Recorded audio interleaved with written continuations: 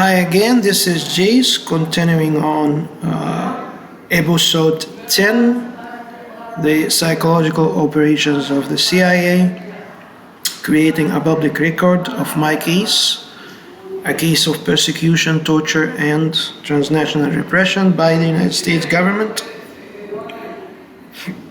I have escaped persecution, torture, and violence from the United States. The United States government have blocked me from employment in the United States. They have blocked me from employment outside the United States. They have blocked me from protection inside and outside the United States. I was blocked from protection in Sweden, in the UK, in Qatar. I was blocked from employment in Egypt. The Egyptian government broke my leg in response to orders from the United States government to silence me after I filed my torture complaint with the United Nations. They blocked me from protection in Norway. They blocked me from protection here in Canada, following a quote from the Prime Minister of Canada: when rules no longer protect you, you have to protect yourself. And again, since this is a covert operation by the CIA, aided by the FBI, I am only left with visibility and creating a public record, which what I am doing right now. I have to say again that I am not a content creator. I don't know how to create contents. I don't have the skills to create contents, and I don't have the time to know how to better represent and create contents on YouTube. So continuing from the previous video, episode 10, it was the longest one. I'll try to get it short. So before I start, one of the tactics the CIA proved to use against their targets is the identity erasure, right? So I did not live in the United States, not as a legal immigrant, not as an undocumented immigrant, and they are in the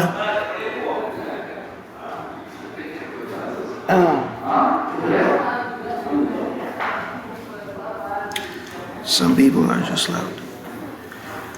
They are in relentless mission to dehumanize me, to erase my identity, which in their minds, it's not only American identity that they think I'm fighting for, it's a Christian identity, right? So, gaslighting through the identity erasure, this is something the CIA have done it before. There is a reference of how they use this even against prisoners in the US.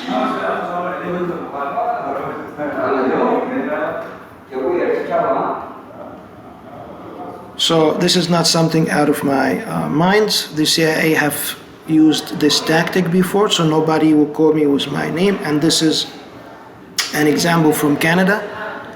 Someone, let's see this. Hi, this message is for Baz. My name is Matilda.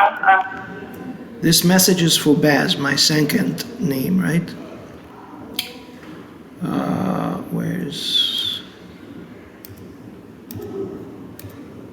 Yeah, this is the attorney in Norway. He didn't say hello, Jace. He said hello, Baz, right? And in my previous videos, and I submitted to the Canadian governments here that outside the campaign, the smear campaign where my character is assassinated, the optometrists, the eye doctor called me Jace. One lady, and she was Muslim with a hijab. She got my first name and last name right. She did not use my middle name. So just before I start, I just needed to clarify that identity erasure is not a matter of paranoia, schizophrenia. It's not a matter of people doesn't like you. It's not a matter of that's who you are. People think your name is Baz or your middle name because you're an Arab. No. It's a tactic has been used by the CIA before in America. It's recorded. They used it against even prisoners, and it's not something new, right? Anyway, let me continue. The believability, the greatest weapon ever that the CIA relies on, that Dr. Ramani here talked about, no one is going to believe. Go complain, right? Who's gonna believe that the Egyptians broke your leg as orders from the United States, right? Who's gonna believe you that the United States government tried to kill you or torture you, you know? They rotated so many men in the shelter, they used the doors because they have to make sure that the crime seemed to be as natural as possible, right? They mastered this art. So let's get back to this believability, and so I will continue 28. Yeah. So in this book, Jus Merlo, it says that, I know this is probably the fifth time I read it, but I have to read it again. He described these techniques as attacks on the human spirit and autonomy, sometimes leading to mental collapse, despair, or suicide. So, in the sense, yes, the methods can kill, either directly or push someone toward a breakdown that can result in death. So, in my submission here, I was talking about being approached by my close friend.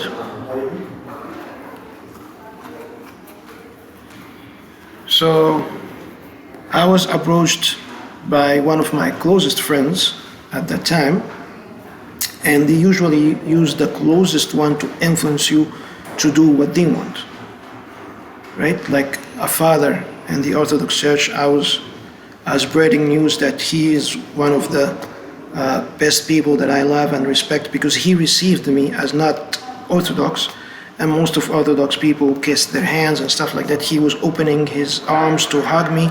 He I will not kiss his hand and stuff like that, but they used him before to convince me to get the job that comes as a benefit of a disability, which was a trap.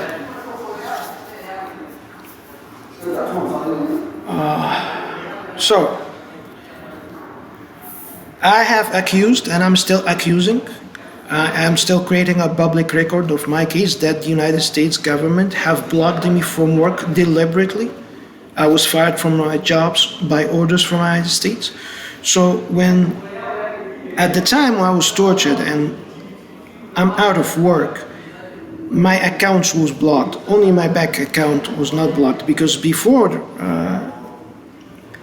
that there's a case against the FBI where they blocked someone from traveling. And that's hard evidence, right?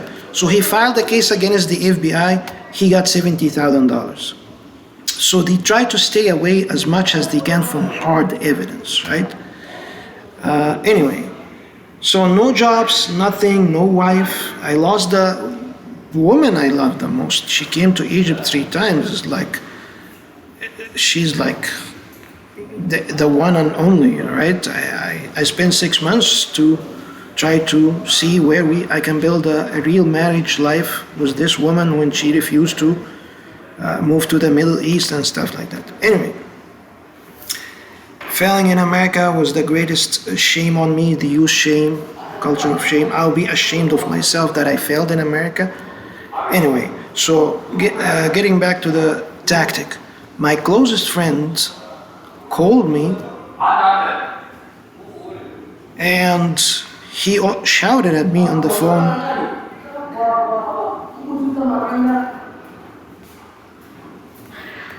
so he shouted at me on the phone.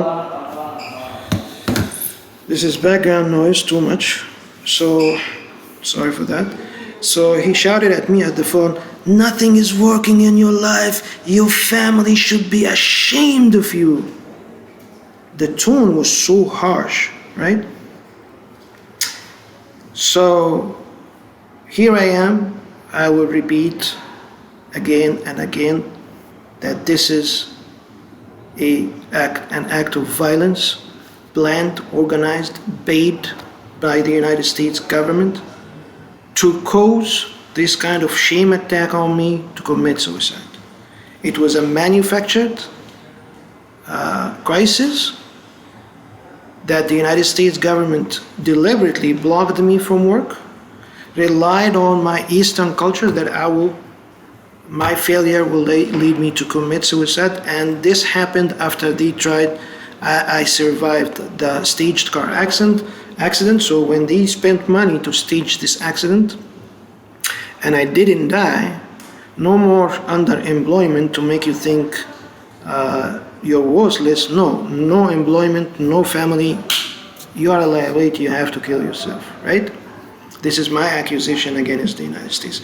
And it is proven that in Egypt and as also in India, that people, even when they don't score high, they commit suicide, right? So there's a blind spot here. Yeah, what I'm trying to say is that why I'm speaking now is because their previous targets has been neutralized. They got angry, which is what this was the first communication between my ex-wife when I told her exactly what kind of job you do, right? She sent me guidance on anger management, right? So anyway, so their targets has either got angry and committed a crime, or they talk to themselves and they've been hospitalized in one of the psychiatric hospitals, and they are torturing them either in a prison or a psychiatric hospital, or they committed suicide already, right? So the blind spot here is that they know the previous targets, victims, right? I'm not like them, right? So they got caught into probably my understanding that they get caught into too much violence and they managed to eliminate so much targets highly systemically, the same way until they came to me. You know, it's like by God's grace, God saved me. It's not because I'm intelligent or anything. No, it's because they picked the wrong guy that I would 100% confirm it's by God's grace only that I survived this level of violence. But they picked an auditor, so I'm so alert to anomalies, right? I'm not visual, not with women or men, especially also documents. This is how I caught fraud in Egypt, United Arab Emirates, and Saudi Arabia, in Lebanon, in one of the companies once. So yeah, I'm not visual. This is what they rely on the Truman Show style thing. So when I went to America, it's nothing like I managed to collect evidence from this career coach she thought that she's a career coach, but in one of my emails I mentioned at the end, hey, I had a purpose to contact you. I no longer will contact you because my purpose was to collect evidence. Because as an auditor, I cannot accuse the United States government of trying to kill me, of persecuting me, all these violations. It's $1 billion case. If there is a stronger country than the United States, they will sue them. You tortured the guy, right? Unless I have evidence. So, as an auditor, I did not accuse these CFOs, so I dealt with CFOs, right, and CEOs of fraud, unless I had evidence, right? There's a CFO who escaped back to his country, 2 of them once before, after I discovered the fraud. Not only if I lived in 5 countries, so don't come and bring a man who's just, you think he's straightforward enough to be Eastern enough to feel guilt and shame to America after he lived in 5 years, and you think that America will be Truman show for him, especially after living in United Arab Emirates. But anyway, I grew up without shame culture. Like I grew up in a swimming pool, so if the women in Egypt were not ashamed to wear swimsuits to get into the swim pool, there's no, it's the idea that the free world is only in America. Only in America. It's in Egypt 2,000 years ago, before it's even come to be known as free world in any other part of the world. Anyway, I myself did not have this shame culture because I did not grow up in a shame culture. I grew up in upper middle class culture. We don't care if people, if women wear, don't wear, get married, don't get married, stuff like that. It was It's like nominals, like Turkey and stuff like that. Not only that, I succeed in 5 countries, and now you are trying to shame me for failing in America? Of course not. After I become Christian, this is the blind spot.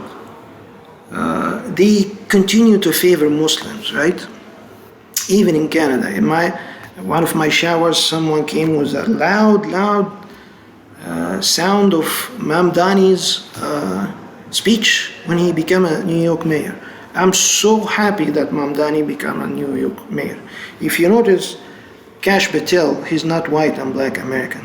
Mamdani, he's not white and black American.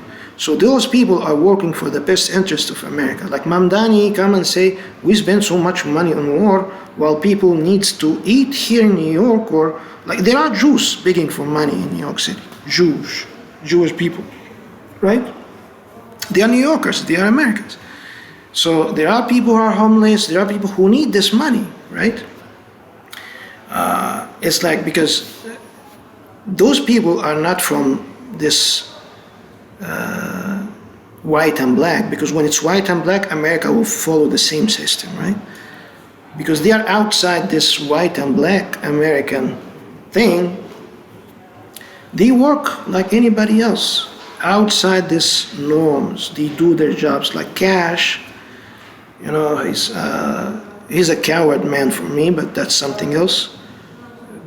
He saved money from a building or stuff. They were spending $5 billion to build it, and he stopped the project and he moved to another building. So he's working hard. He's like, his performance is so high as an FBI director because he's not subject to the white and black, right? The CIA director position was only held once by a black woman.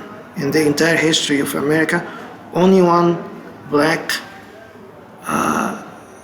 woman, or man, she was a woman, I guess, become the CIA director. So it's like the black people are deficient. They cannot be CIA directors, right? But when it's all white, Jesus will be white, everything will be white. It will be a white style management, right? That's America only in America. Anyway, so they teased me with Muslims, so many Muslims. And what happened is, this is the example here, right? So I met those people again, not because they are white. I submitted to them, or I was happy to look for them or spend time with them. They were missionaries from Oklahoma. I met them in an Arabic-speaking church. And why they kind of welcomed a man like me? Because I'm an example of the Muslims they are getting paid for to evangelize. So when I evangelize with them, they tell other Muslims, hey, see, he's an example. He was a Muslim. He converted to Christianity, even though I was not a Muslim. But anyway.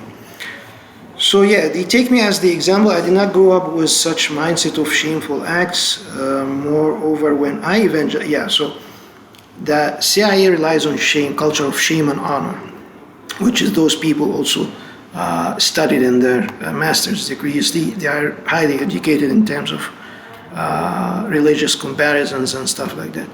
They learn that the first line of defense is your sense of security and the shame and honor culture in the Arab world, right? If you leave your family, if you abandon Islam, it's about being insecure, and you will be ashamed, right? So I learned from those people that they use the culture of shame and honor as a weapon. Like, this is the greatest barrier, right? So they don't know me. They know the previous victim. He probably was Egyptian, I don't know.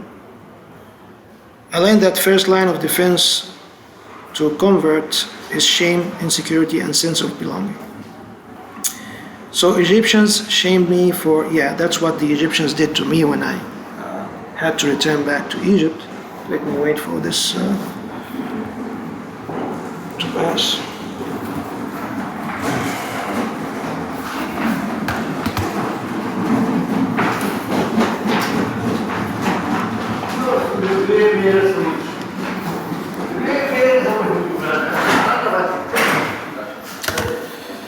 So the Egyptians keep telling me, hey, there are so many Egyptians who traveled to America and they converted their own American wives to Islam, right?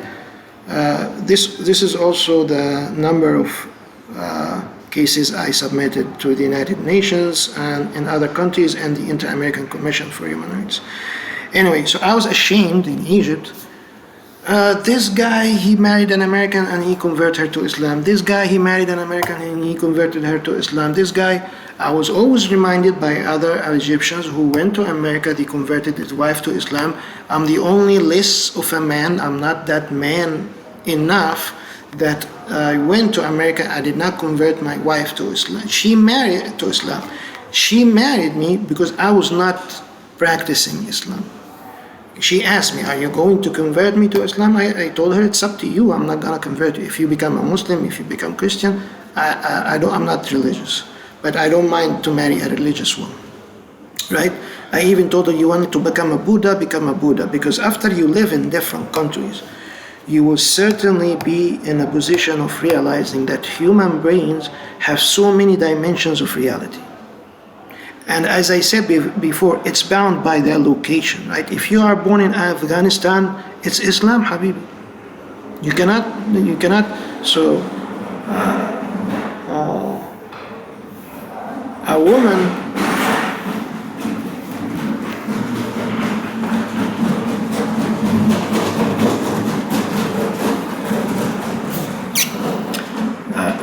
for example, a woman born in Afghanistan does not see, if there's no TV, she will not see how life goes on the other side of the world, right?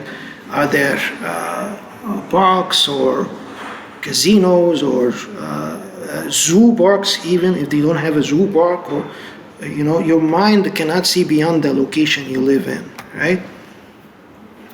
So, anyway. I was not practicing Islam before I married her, but that was why they picked me up, because they know I would lean more to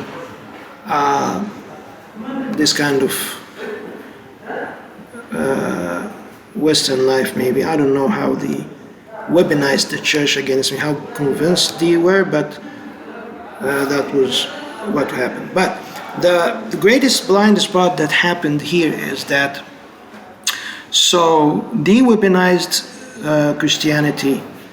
As I said before, the moment I got baptized, they knew that the Egyptians will fuck me up. The Egyptians will, because it's a big deal, right? The Arab world will hate me for it, and they will be able to smear me, to assassinate my character. The guy who convert to for money or to have a Western life, or he thinks he's American, or he wants to have an American life, you can take America from me or American life from me, but you cannot take Christian life from me. Anyway, so here's the switch in the mindset. So the Bible mentioned about this suffering as well as the Quran, right? So the Quran said here in Arabic, وَلَنَبْلُوَنَّكُمْ بِشَيْءٍ مِّنَ الْخَوْفِ. I will read the translation. And we will surely test you. It's not test you, it's more of an inflection. We will inflict on you here, right? It's not a matter of test. We'll put that on you, right? نَبْلُوَنَّكُمْ in Arabic does not mean test. It means we will inflict you, we will do something to you. With something of fear and hunger, and a loss of wealth and lives and fruits. You lose your loved ones, like I lost my ex-wife, right? She was like, it's like all in, like I can sacrifice my life for her, right? But give good tidings to the patient who, when distress strike them, say, indeed we belong to Allah, and indeed to Him we will return, right? Those are the ones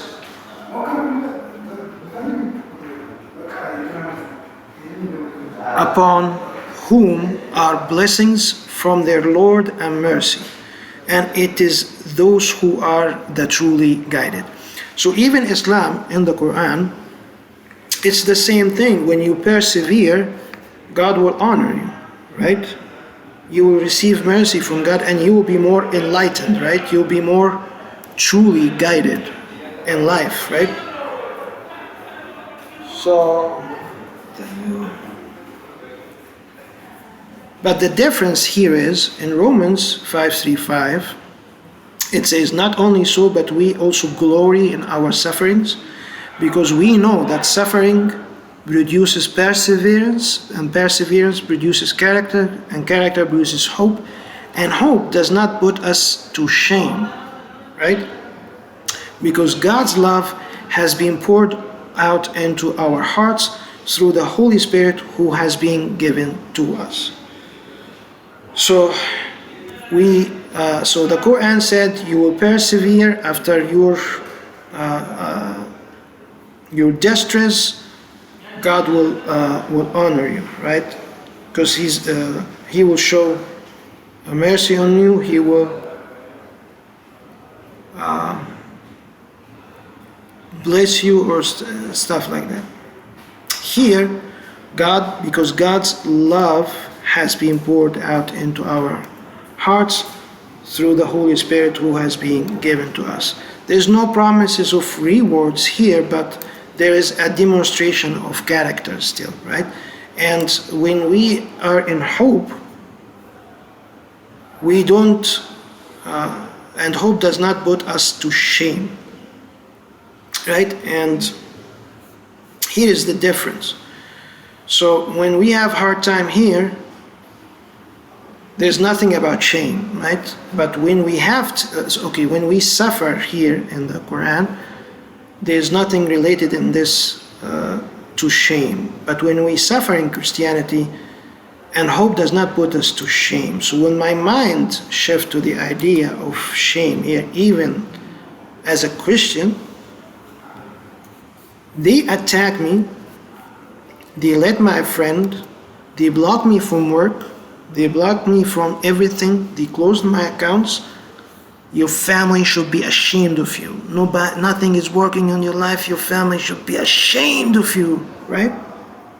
So they used shame against me after they weaponized a Christian faith that stands as a shield against shaming somebody. Why? You're shaming a Christian when I suffer? In my example, my suffering was not real, and I knew that it was not real, and you want to shame me? It's because they are highly systemic. Highly systemic. They know the victim before me, right? They know the victim before me. They don't know me. They know that, okay, we managed to convert him to Christianity, and mission completed. He lost his family, he lost the entire Arab world, right? So, yeah, the translation of glory here is not like we take pride, not enjoy or seek out suffering, but we can be confident that God is doing something in it. It's like saying, even this isn't wasted, right? So for me, I learned a lot. Anyway, so as Just Merlo said, the no mother attack, they are also highly systemic. The Eastern culture where we live with our mothers sacrifice for us a lot. We are so attached to our mothers. In 1 week, I was reminded by the absence of my mother. People even stop me in the streets. There's you know about the mother in the Bible, the mother in church, mother in shelter, mother. So it is true, and here I am accusing the United States government of trying their best. They have tried their best. After I did not die from the car accident, they did everything, right, in terms of a psychological operation to cause me collapse, as it's mentioned in Just Merlo book, despair to commit suicide. Even in the subway, in the subway, they let people come and say, oh, the subway is late because somebody committed suicide. It's false news, right? They can even manipulate your threads on Facebook or Twitter with false news. So I read a false news that someone jumped from the balcony. I looked at the news anywhere else, it's not there. Like, it's not there, right? As Dr. Ramani said, you become the investigator of yourself, unfortunately. Writing so long emails, getting into the details to protect yourself, you know? So yeah, this is the blind spot, that the weapon was the shield, right? You switch my mind from God's mercy and the truly guided people who, like I learned now, more than average people, right? They rely on cognitive dissonance from the public. So I have lived in the world that most of the public have not lived before. So I can easily identify if someone is messing up with me or not, right? Everybody's taking photos and stuff like treating me like a retarded child who will believe everything, stuff like that. So I actually was raised by an Indian woman, not only by my mother. She took care of me till age 6. So they don't know me. And I've been outside in my house since I was in high school, hanging around and stuff like that. I was still in love with my mother. I was still in a relationship with my mother. When she got cancer, I lost my job in Saudi Arabia to be with my mother, and I stood with her the entire day and night, months, until the very last second when she lost her last breath. Anyway, they might have...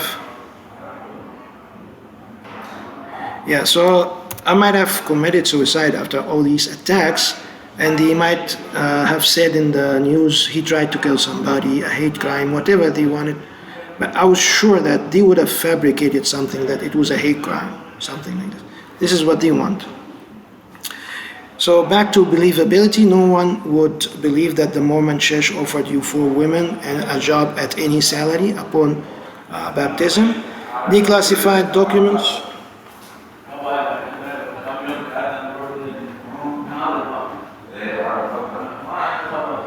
Declassified documents confirm intelligence agencies have infiltrated and weaponized the religious institutions, the church committee. I don't think the man who offered me these jobs was part of the Mormon Church, but when I was at the Mormon Church, I met with a man who identified himself as a bishop in the Mormon Church.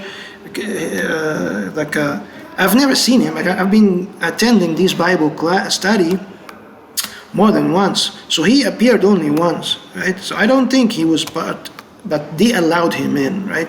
Because they smear me probably to the Mormon Church, or this guy is trying to get into our society and stuff like that.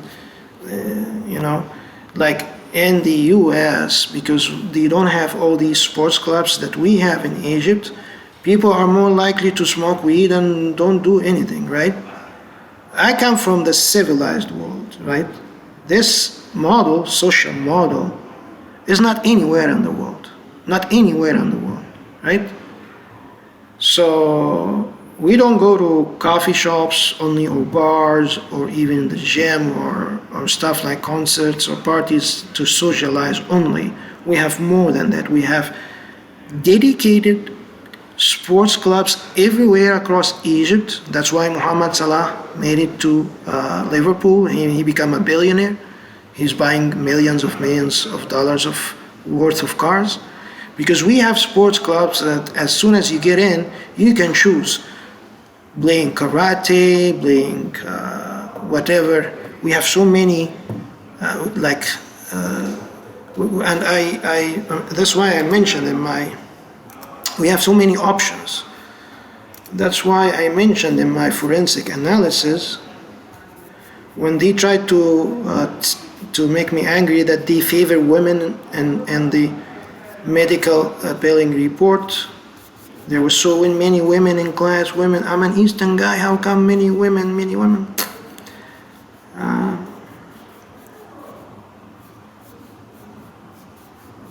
Yeah, see, I mentioned here that our women at all ages, right, in Egypt, they even, see, they score medal above Canada, Turkey, and United States, right? So, excuse me, like seriously, excuse me. See, she's 70-year-old. Dr. Sohair, 74 years old. She won the silver medal in the women's 200-meter backstroke, right? So we are less likely to be these kind of people. I'm Egyptian still, you know. It's like I will not refer to. See, I'm not referring to the pyramids. I'm referring to the modern achievements of our women in Egypt compared to what they smeared me with, that, or they tried to make me angry that women in America they study more and they have more jobs than men and get back to you don't fit here in our culture, something like that. I don't know what they put in their minds, right? So yeah, documentative by infiltration and weaponization of religious institutions, that is proven. No one will believe a 60-page consistency report proves 100% internal coherence across 2,000 pages and 9 years. You can go to these case files here. You can click on Canada. It will open the Canada profile. Download all files here, the case map, basis of claim, inject it to any AI and tell the AI to evaluate the consistency of my written submissions or testimony or accusations against the United States government. Is it truly happened for 9 years, or is this just a matter of imagination? Well, I was isolated in 2016 in Statesboro, Georgia. I was gaslighted about not having a job with McDonald's in 2016. In 2017 or 18, I was accused of being mass shooter. The hiring and firing cycle started in 2017 and 18, right? So yeah, it's been 9 years, and that's why at the end, this was the perfect time of attack. After long, they are building up, right? After long years of underemployment, no money in the bank account, nothing is working in my life, stuff like that. Shame him. He will kill himself, right? And it came with a rude tone, right? So my friend, when he called me, your family should be ashamed of you, right? They need to attack you. It's not a soft tone where, man, your family will be ashamed of you. Like, you lived in the US for 8-9 years, it's like you can't even walk dogs, stuff like that. So no, the United States government have, my name is J.S. Baz, I am creating a public record that the United States government have deployed all its tactics, have invested money and human resources to assassinate me physically in America, and after that has failed, they have deployed all these psychological tactics to lead me to commit suicide. This is a part of my public record. The United States government have blocked me from work by orders from the United States government. They have blocked me from work. They have completed smear campaigns. They assassinated my character to isolate me, to commit suicide. Anyway, so we discussed this. No one will believe you are a target in Canada. You can refer to my, as I showed you this identity erasure.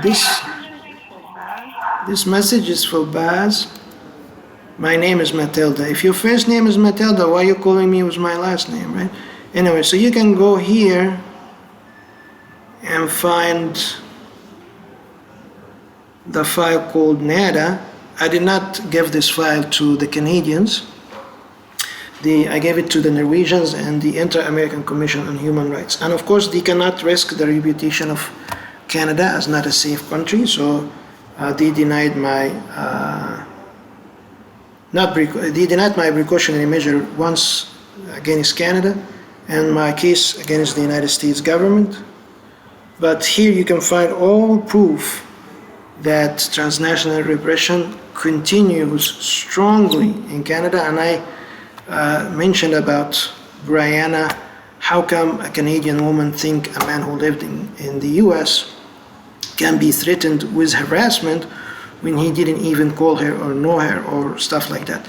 Because in America, the CIA guys lied me with an event where a man was just was harassed and cursed at the employees at a service center to convince me that you can go to the service center and you will not be served.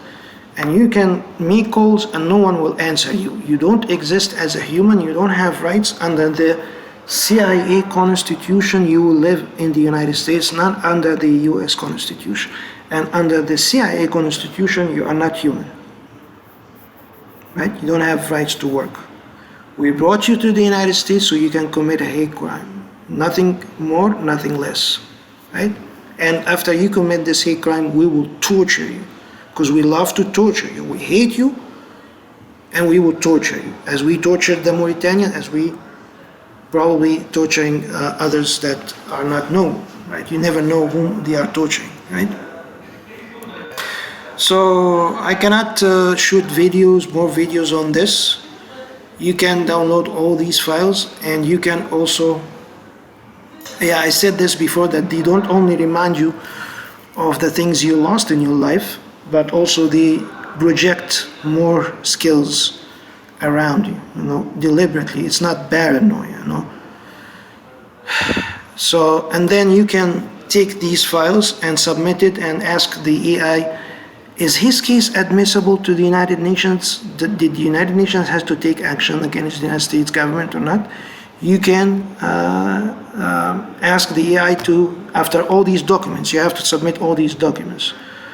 You can submit it to Copilot, Grok, whatever, and ask the AI to evaluate it for admissibility with Inter-American Commission on Human Rights, or the Norwegian law, the Swedish law, whatever, right?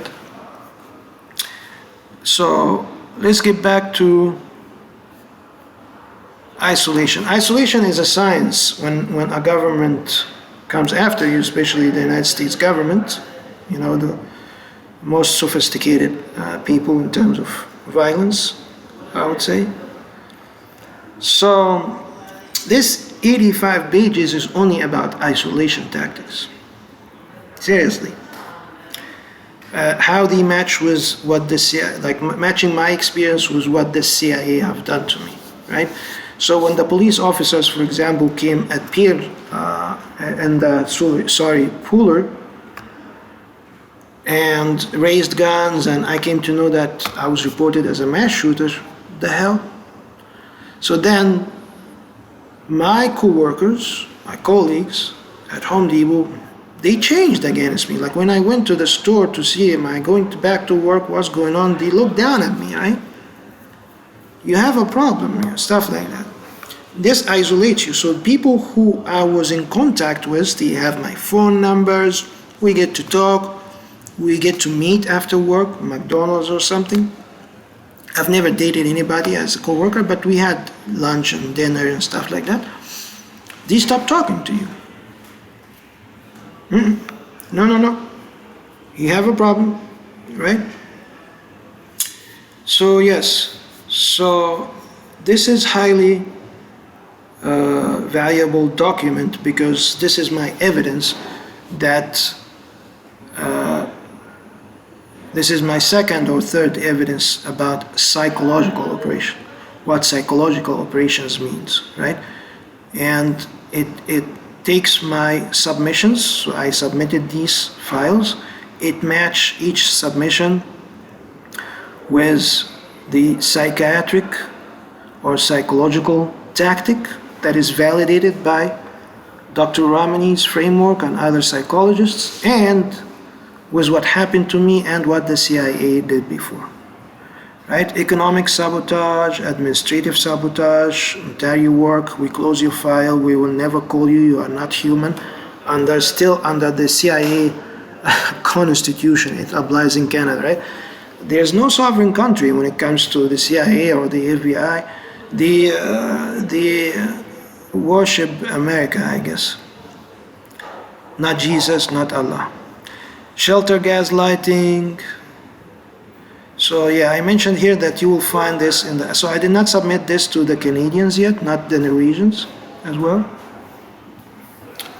But it was written in a language that the AI is talking to me, right? The body of this supplemental submission was generated and structured using an analysis AI tool to systemically cross-reference the claimants, detail the personal documentation against established psychological models. The guidelines when you are persecuted, the United Nations, all these human rights, detail you, keep writing, keep documenting, right? I'm keeping to document. But I reach a level where I should not only document to another foreign governments, ask them to protect me, I have to create public record because my life is at risk. In Canada, yes. Will the Canadians harm me? Yes. Will the Canadians even try to kill me with Canadian hands? Yes. Because they worship America. They even follow orders from Egypt. It's not about it's a safe country. It's about me as a target to eliminate the liability. I'm a liability on the US government, right? And they are allies. So the document therefore employs a consistent second person address. Your case, you did not stab, you did that. It was not a language addressed to an immigration officer, kind of. So 85 pages. This is a legal submission, so I mentioned this is my basis of claim in Section 10, Section 11, environmental isolation, moving targets, stuff like that. What happened in Statesboro, Georgia, I was isolated again and again and again. What happened in the US, USPS, IRS did to me, CSIS did to me, the false witnesses. They are preparing false witnesses here in Canada. That's what they do before they commit a crime, right? To prepare these false witnesses, so when the crime committed, they will come and say, it was him, long years of unemployment, he's desperate for a Western life. I went to Qatar. I sought asylum in Qatar, no citizenship, no immigration, no Western life. It's not no Western, no, in Qatar it's even more than America. It's like Dubai and Bahrain. Because that's how hotels work. How many narcissistic people does it take to ruin a system? We discussed this video. So this ZIOP, this guideline here, it's documentation of CIA psychological operations, systemic narcissism, and institutional complicity across 7 countries. Because it matches all my submissions with the psychological tactics confirmed by Dr. Ramani and other psychologists, match with actual sources, declassified documents and other non-classified documents of what the CIA did before, or even the FBI. So it's kind of a factual submission. The psych operation is real, and the reference to it is real, and nothing is out of my mind. Like nothing. These are things that the CIA did before, and it's 85 pages. Psychological gas isolation, moving objects, false witnesses. You know, I try to move, a lady in front of me starts moving as if I'm stalking her. They try to make me paranoia. You're stalking women here or stuff like that. You never know what kind of false witnesses or why they want to make you paranoia. I talked about the disappearance and appearance of my glasses. The rape your mind. Remember, always remember. Here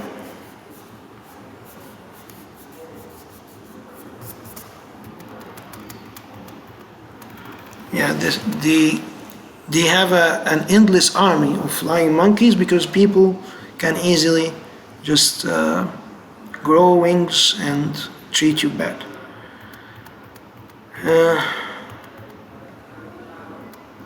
This is how smear campaigns work.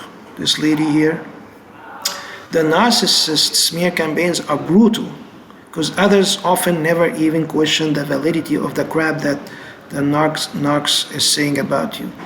Anyway, she validated all the tactics used against me, even when, so they torture you, then they stop the torture, then they knock on your door, then they make it look like they are shooting a video. So we caught you red-handed, off guard, happy in Sweden.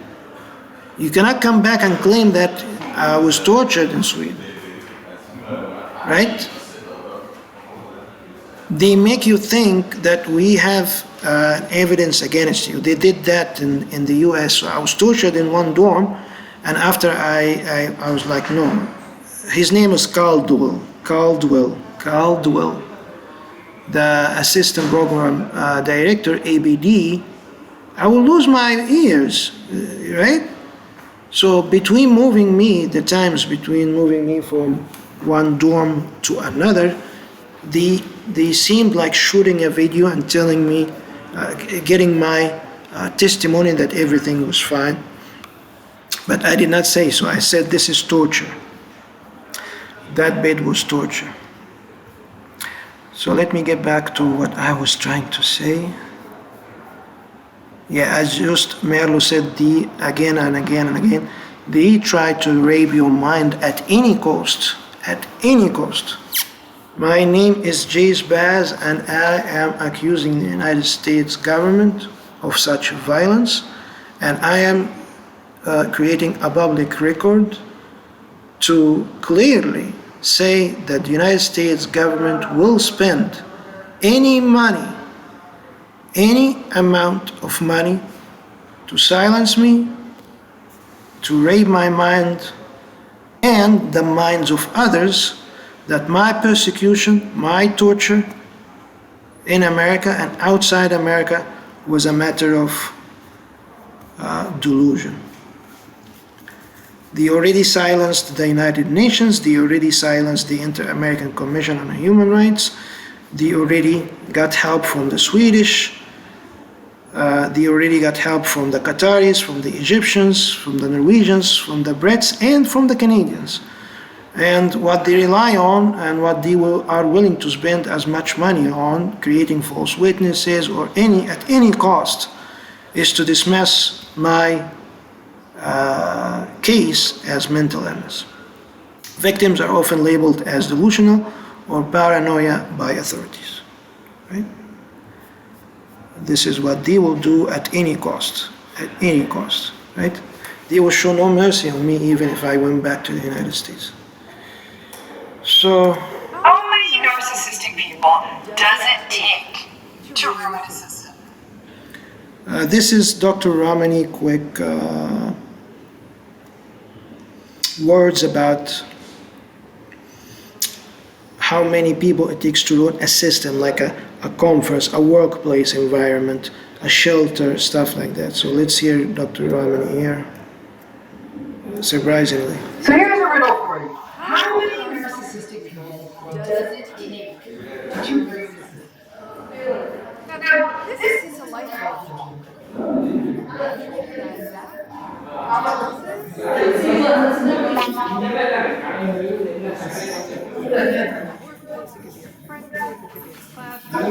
It can be a social gathering. This was noisy, so I have to repeat it again, away from this noise. This isn't a light bulb. But if you want to treat it as that, the answer to this is the system could be a family, could be a workplace, it could be a party, it could be a classroom, it could be a social gathering. Maybe not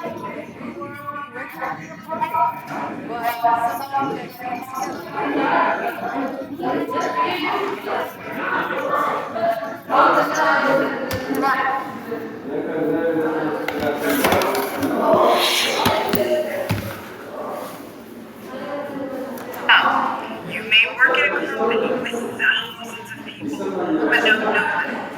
You're a corner of that department, a division, a regional office, maybe a municipal.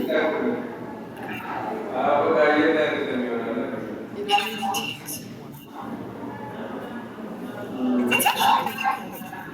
It's just like autocracy.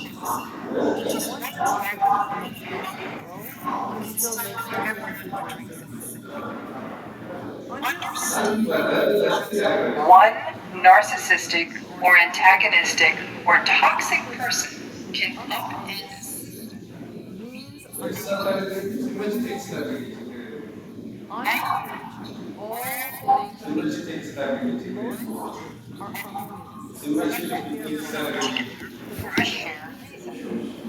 Whether that's family, or workplace, or social life, there's some sort of shared That underlies it. so people kind of on their own Figure out the rules of order of the group and work together within it. And they make it work. things. Kind of ended up people are heard, listened to, and people are made to feel as if they belong. Well, you need to put only one toxic, narcissistic person into a system. And the whole thing goes upside down. The whole thing goes upside down. Imagine it's a sophisticated, highly organized, experienced agency like the CIA or the FBI is spreading this poison inside a shelter or a church, which is mostly the shelter now here in Canada as well as was in the US, to turn all those people, your caseworker, your residents, your roommates, against you. That's how they work, and that's why when I speak to the public and say, hey, things are still bad in Canada, or as it happened in the US, even Canada, it's like this. But it's true, and it's continuing, and I proved it. And all this is one of the strongest submissions that can supplement my accusations. How narcissists control your reality. When I talk about they change the environment to manipulate your mind, there are new rules. The state doesn't have funds anymore, you'll be in the streets, blah, blah, blah, blah, blah, blah. No access to computer rooms. We are taking photos of everybody eating on desks and leaving food in the room every day. Before I come, this reception center was chaos, right? But after I come, everything has to be ruled and stuff like that. Social world, cutting off support people, stuff like that. So, manipulating the target's social world, it's true. That's Dr. Ramani, that's my submissions. So, like people introducing themselves with two names, and then when you call them with one name, they say, that's not her name, you are crazy, stuff like that. They will, again, as I said, they will not only rape your mind, they will rape the minds.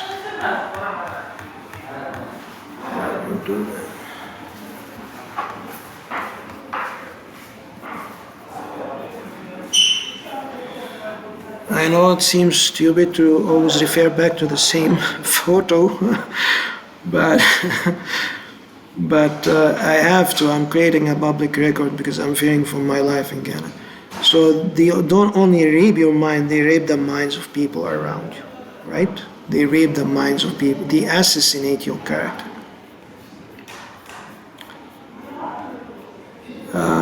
Other shelter residents, person pointing to head. Some people are just crazy. They are pointing at me. I'm trying to ask him to keep a distance, and they are like, he's crazy. No, I'm asking you to keep a distance. You don't hit my back with your phone and telling me I'm the crazy one, right? Anyway, So these manipulative tactics are real. It's not a matter of paranoia or schizophrenia. It's not a delusion. CIA, FBI, Egyptian intelligence, Family Sister Church, Harrison Huxford, the guy who baptized me. It's a map on how they target me. Right?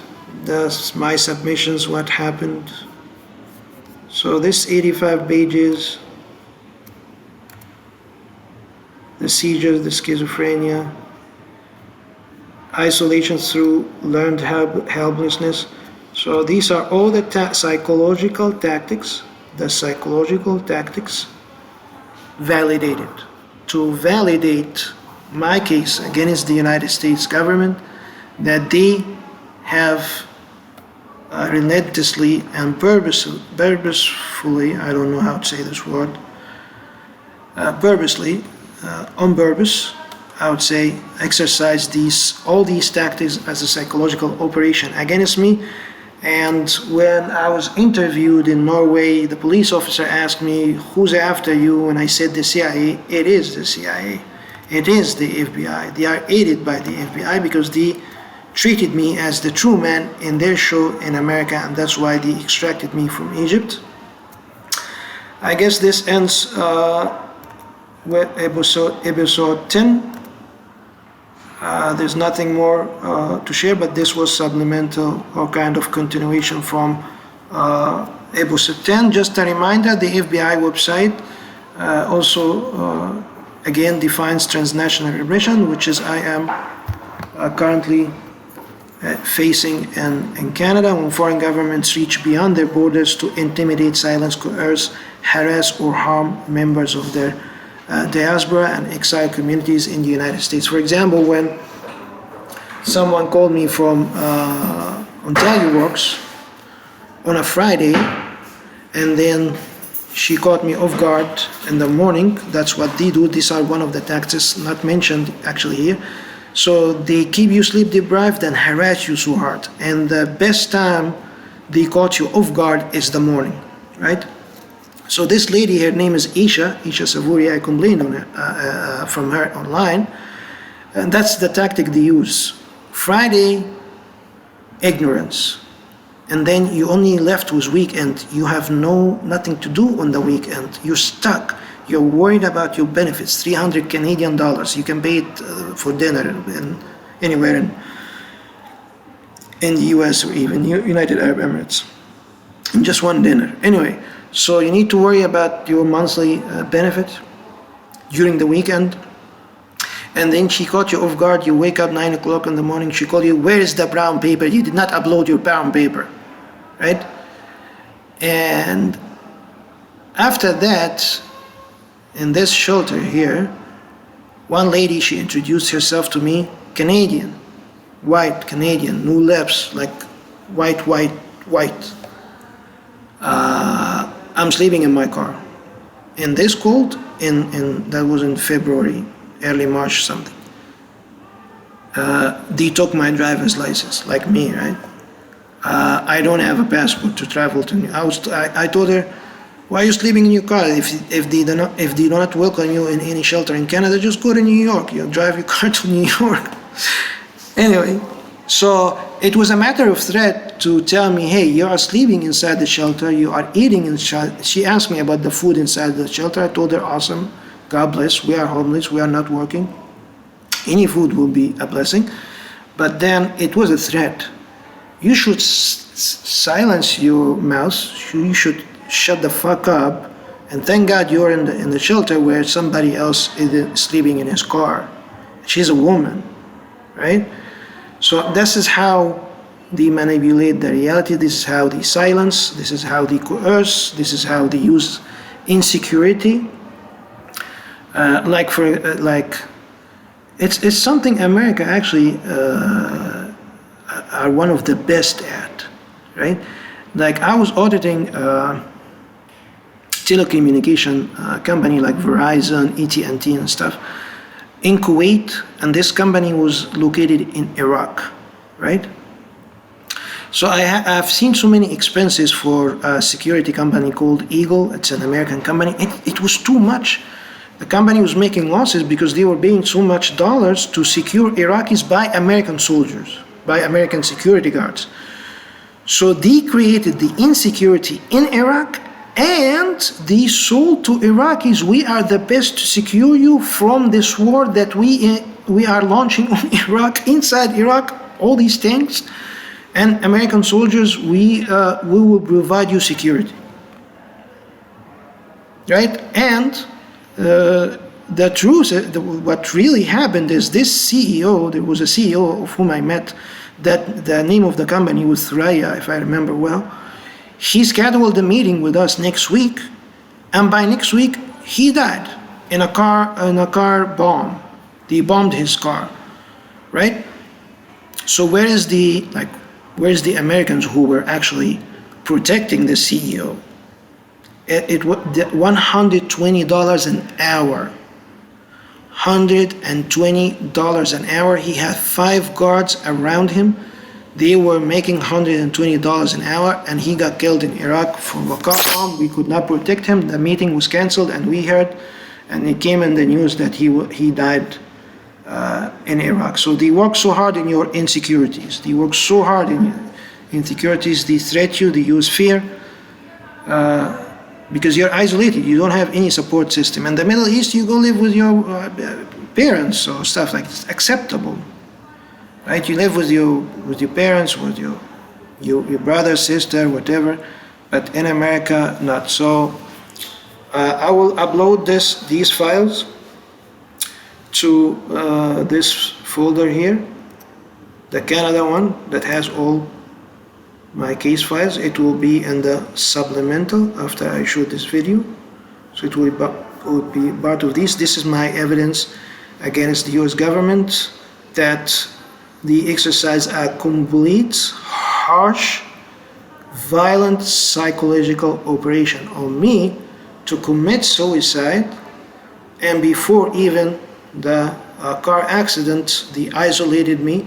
So it's a 9-year, 10-year psychological operation. It's still going on. Dr. Ramani confirmed that these smear campaigns last for years, and they will relentlessly not quit. I think so. 5 countries, 6 countries outside the United States, that's too much.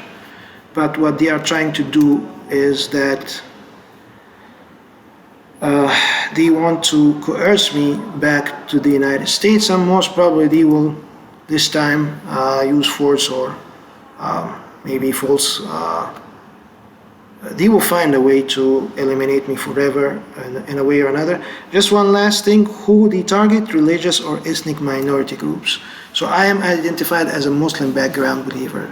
So, and there are so few Muslim background believers, Muslims who convert to Islam, and that's why they succeed in assassinating my character, having that they maintain an image of white supreme American people, and other people believe them, they submit to them. They are good at deception, they are good at insecurities. They mastered this art. The CIA mastered this art, like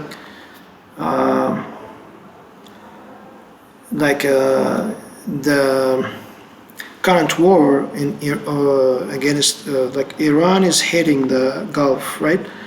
So now some people from Iraq, they invaded the Kuwaiti embassy to make the Kuwaitis still live in the sense of insecurity from the Iraqis, that they might also invade Kuwait again. I believe, in my opinion, this was an act of the CIA. These are paid people by the CIA to keep the Kuwaitis feel insecure, so they can keep bases in Kuwait, American bases, and they keep paying money to the Americans to protect them. So these documents and this one, then no one will believe you. 33 pages, you can evaluate the admissibility, as I said before, are conclude my episode 10 of sharing my case publicly.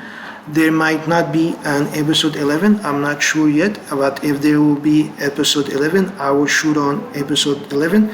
This was mainly about the greatest, most strongest weapon that the CIA relies on to eliminate their target, the burden of proof that I was tortured or I was psychologically also, like physically and psychologically tortured by the United States government. Go ahead, scream online, complain, file complaint publicly, file complaints privately, Amnesty International, United Nations, go complain to Jesus every day, go up to heaven, submit your complaint and come back, no problem. No one will believe you. Thanks for watching, and if there's episode 11, I will shoot episode 11. This concludes my episode 10, sharing my public case, creating a public record of my case.